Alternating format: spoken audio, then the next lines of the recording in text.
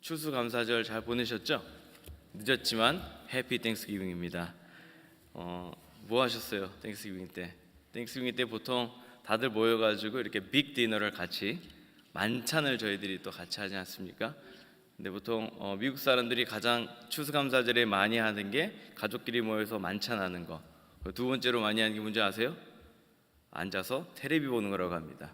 풋볼 보고 그다음에 뭐 영화나 이런 거 보는 게 대부분 가족들이 하는 거라고 해요.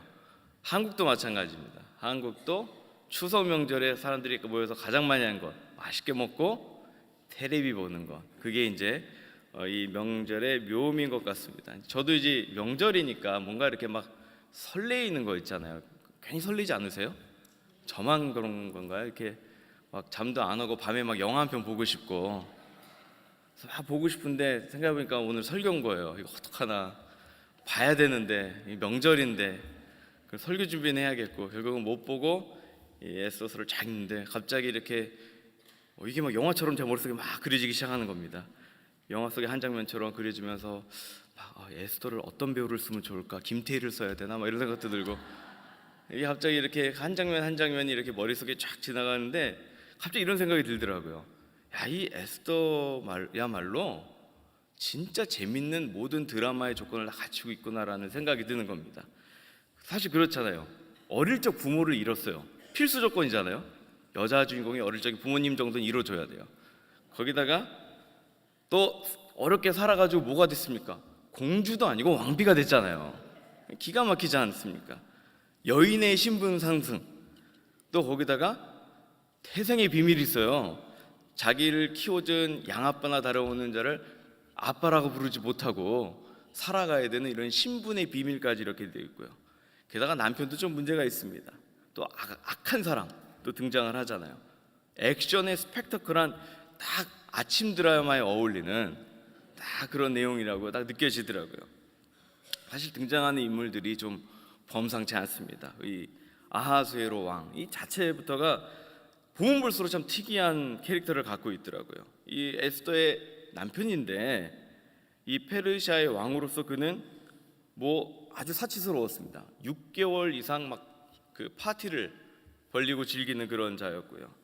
또 자기가 가지고 있는 걸 그렇게 자랑하는 것도 좋아했죠.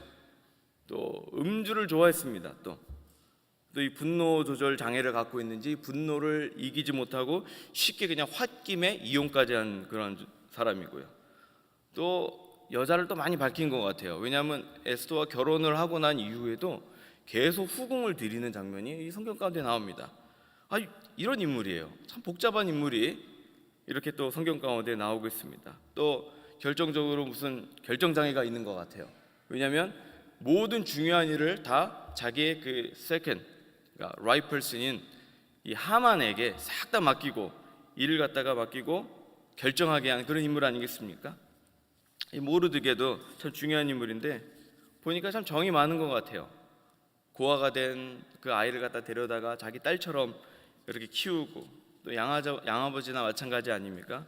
그리고 또 이 정말 이 정신없는 이 왕에게 시집가게 생겼으니까 얼마나 걱정이 됐는지 매일같이 찾아가가지고 어떻게 되나 이렇게 살펴보는 그런 모습도 나오고 또 거기다가 또 우직하고 고집이 셉니다. 그 인사 한번 하고 그냥 넘어가야 될 문제를 인사를 안 하고 그렇게 고집을 부리다가 어떻게 돼요? 자기뿐만 아니라 온 민족을 다 죽일 정도로 위협을 주는 그런 고집스러우고 아주 우직한 인물 아닙니까?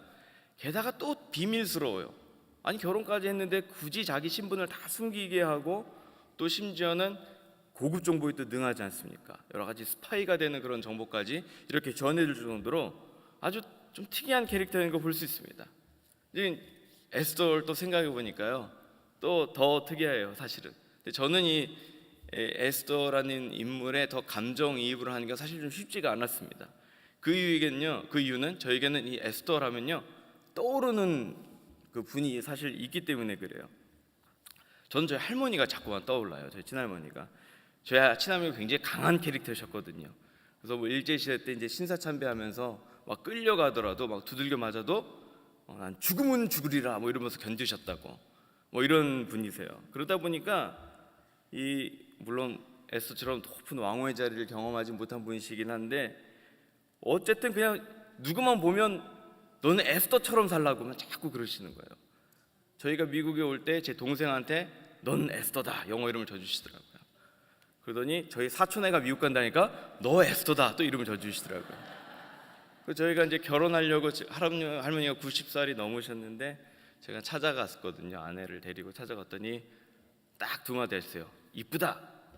그리고 너 에스더 해라 이러시더라고요.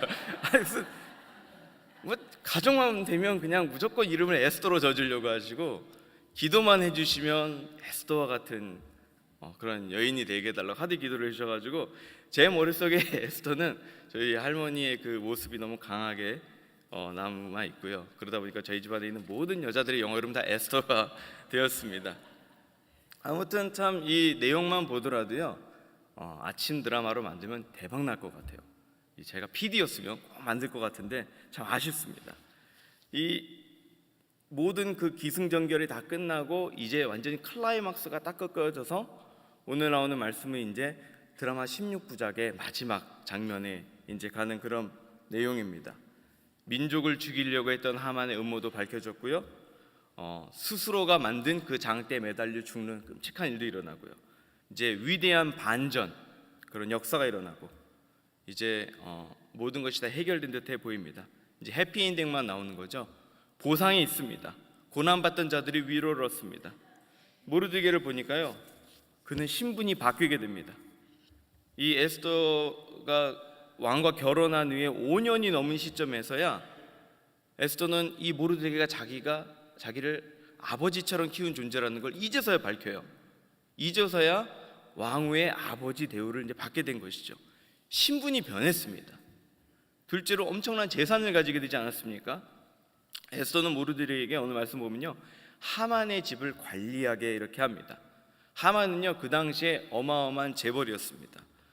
본인이 자신이 은 1만 달란트를 왕에게 줘가지고 본인이 원하는 법을 만들려고 했던 자가 하만이었어요.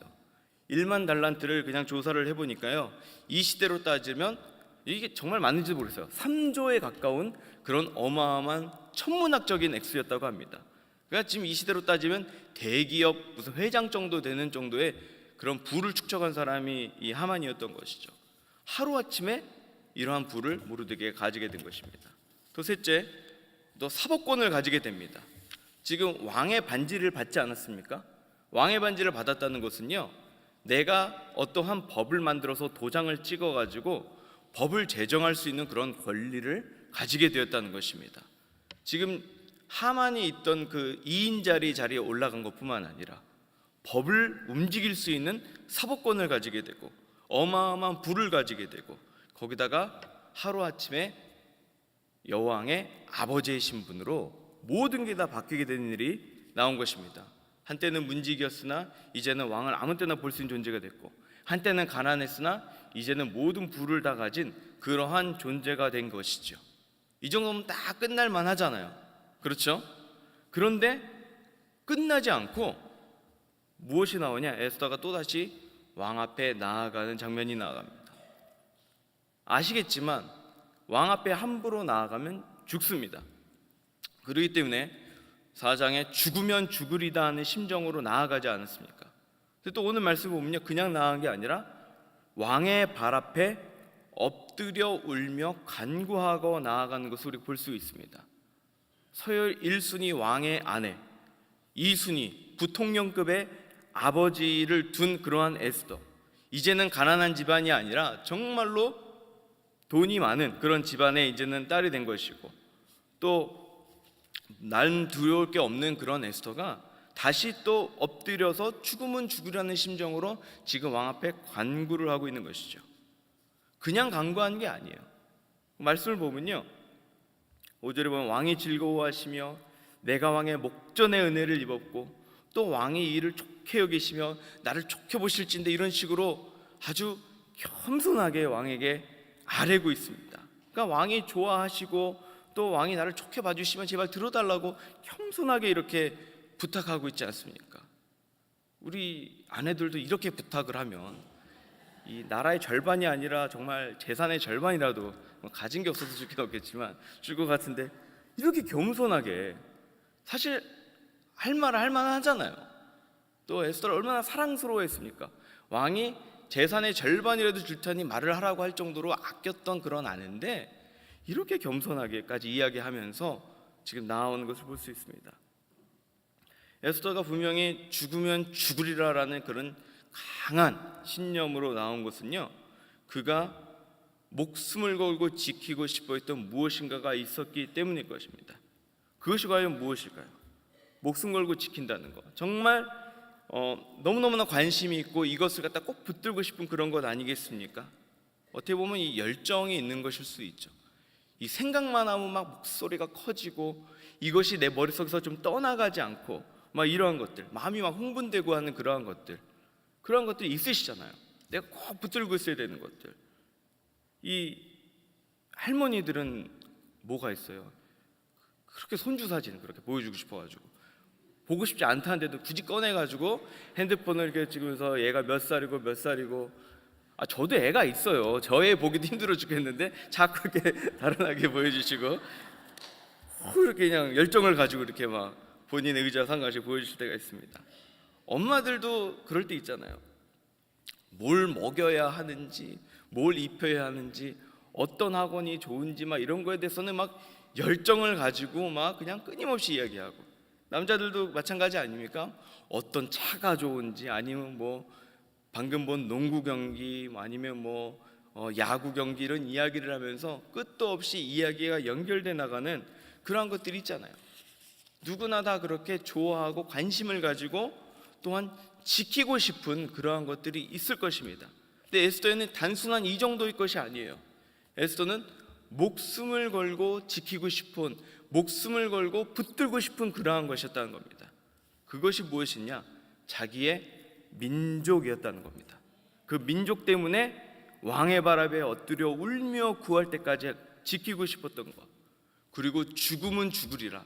심지어는 나뿐만 아니라 나의 그 부모가 되는 아버지까지도 죽을 수 있는 그런 상황이 될 수 있는데, 그러면서도 지키고 싶은 것이 바로 그 민족이었다는 거예요. 사실 모든 상황이 다 끝난 것 같지만요, 하나도 끝난 게 없습니다. 에스더와 모르드게만 살아난 것이죠. 이 유대 민족은요 아직 어떤 구원도 받지 못한 상황입니다. 왜냐하면 이 하만이 죽었지만 그가 만들어 놓은 법령이 있잖아요. 그 법령이 왕의 이름으로 또 왕의 반지로 인을 쳤기 때문에 이 나라 법이 참 특이해요. 한번 왕이 법을 내리면 왕이 바꾸고 싶어도 못 바꾸게 만들어 놓은 게 이 법이었던 것입니다. 이 법이 뭐였냐면요, 말도 안 되는 법이었죠. 에스더 3장 13절 보면 모든 유다인을 젊은이, 늙은이, 어린이, 여인들을 막론하고 죽이고 도륙하고 진멸하고 또 그 재산을 탈취하라 하였고, 이러한 악법을 만들어 놓은 거예요. 근데 이 악법을 없앨 수가 없는 겁니다. 그러니까 지금 이렇게 눈물을 흘리며 무릎을 꿇은 것이죠. 그러면 이 악법을 갖다가 대처를 할 수 없으니까 어떠한 결국 결론이 났는가? 오늘 말씀에서 본 것처럼 또 다른 법을 만들어서 자기 스스로를 셀프 디펜스 할 수 있는 그런 법을 만들어서 나아가게 합니다. 이것이 바로 오늘 후반에 나오는 말씀입니다. 결국은요, 자기 민족을 구하기 위해서 지금 목숨을 걸고 나갔다는 거예요. 근데 이 민족을 위해서 목숨을 걸 수 있으세요? 여기 계신 분들은 나라를 위해서 목숨을 거십니까? 아멘 하시는 분이 계십니다. 전쟁 나면 권사님 꼭 총 들고 나갈 걸로 저는 믿어요. 자식을 위해서 목숨을 거실 수 있으세요? 예, 저는 할 수 있을 것 같아요. 자식을 위해서라면요. 내 새끼를 지켜야 되는데 목숨을 거는 게 뭐가 두렵겠습니까? 당연한 거 아닙니까? 그럼 제가 또 한 가지 질문해 볼게요. 아내분들, 남편을 위해서 목숨을 버리실 수 있습니까? 아멘이 절대 안 나오죠, 이때는. 잘 죽어라, 거의 굿바이 하는 분위기인데 두렵습니다, 저도. 아니, 남편을 위해서 죽을 수도 없는데 저희가 하물며 어떻게 민족을 위해서 죽을 수 있을까요? 저도 솔직히 말씀을 읽으면서 에스더가 이렇게까지 행동하는 게 이해는 가요. 당연하죠. 얼마나 이 민족을 사랑하는 애국자이고 참 이 신앙이 굳건한 여인님이 보이는데 제가 이렇게 막 안 와닿는 거예요. 내가 과연 민족을 위해서 죽을 수 있겠는가?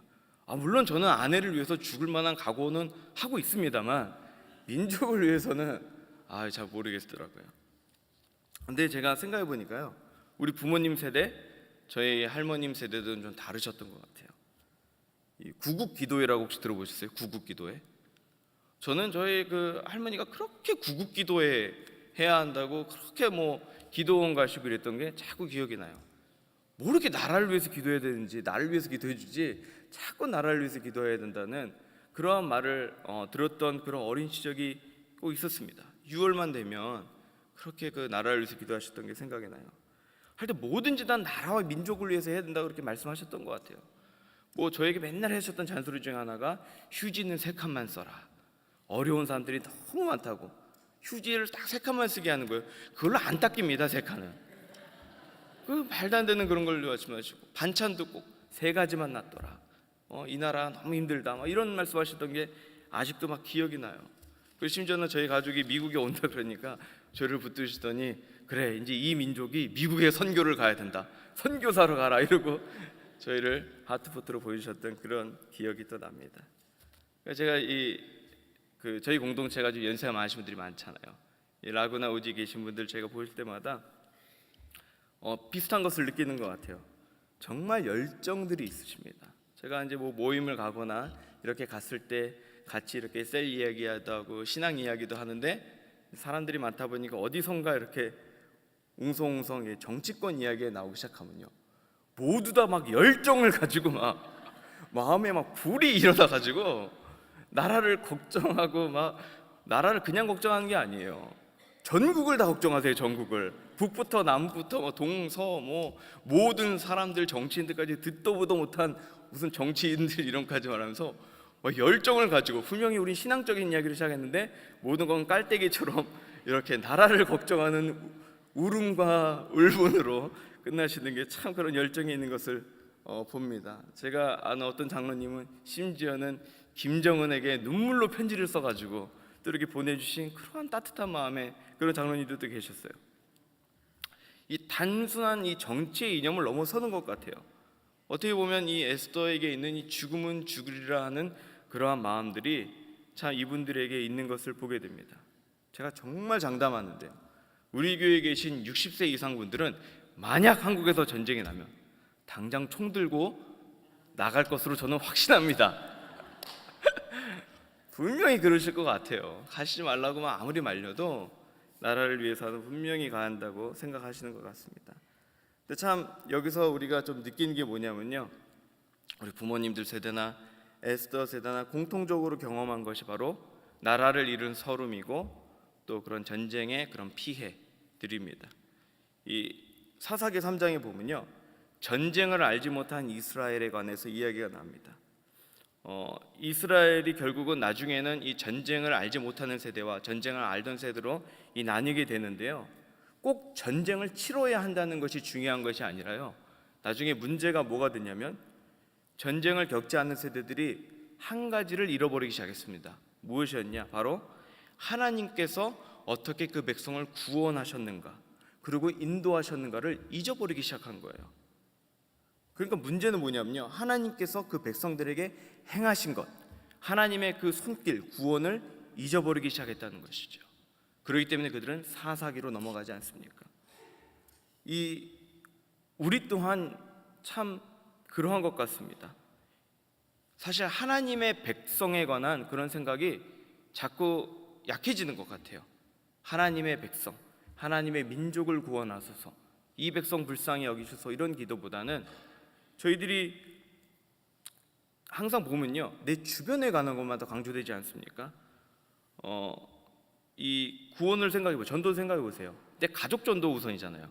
내 사랑하는 배우자, 내 사랑하는 자녀, 친구, 친척, 여기까지 기도 제목으로 많이 나오지만 내 민족, 이런 기도 제목은 요즘에 사실 잘 안 나오잖아요.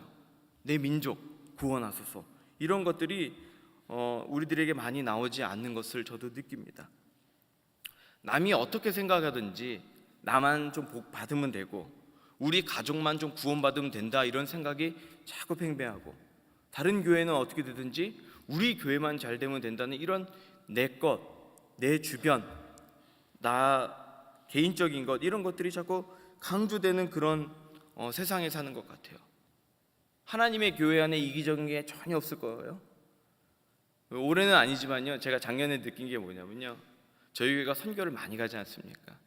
한 20여 군데 가다 보니까요, 문제가 뭐냐면 프라임 타임이 있어요. 항상 선교가 몰릴 때가 있습니다. 선교가 몰릴 때가 되면요, 선교 창고에 있는 물품들이 갑자기 다 사라져 버립니다. 선점을 해야 돼요. 뭐를 선점해야 되는가? 이민 가방을 선점해야 됩니다. 이민 가방이 없으면 선교를 갈 수가 없어요. 그래서 작년에 보니까 딱 선교 치르니까 갑자기 창고에 넘쳐나던 이민 가방이 저도 모르게 다 사라졌어요. 왜? 우리 팀이 가져가야 되니까 서로 자기 걸 선점하느라 바쁜 겁니다. 그러니까 우리가 이렇게 별것 아닌 것 같지만요, 한 교회 안에서도 내 것, 내 사역, 내가 섬기고 있는 이것을 너무 붙들다 보니까 다른 것들을 생각하지 않는 이럴 때가 얼마나 많은지 몰라요. 하나님의 백성, 내 민족, 이러한 개념들이 참 우리들에게 많이 사라져 버리는 것 같습니다. 근데 에스더는 그러지 않았어요. 에스더의 그 심장을 뛰게 하는 것, 에스더의 그 신념을 가지고 정말 목숨을 걸고 움직이게 했던 것, 그것이 바로 하나님의 백성이었습니다. 하나님의 민족이었어요. 이 시대로 따지면 뭡니까? 하나님의 백성의 공동체, 교회인 거예요.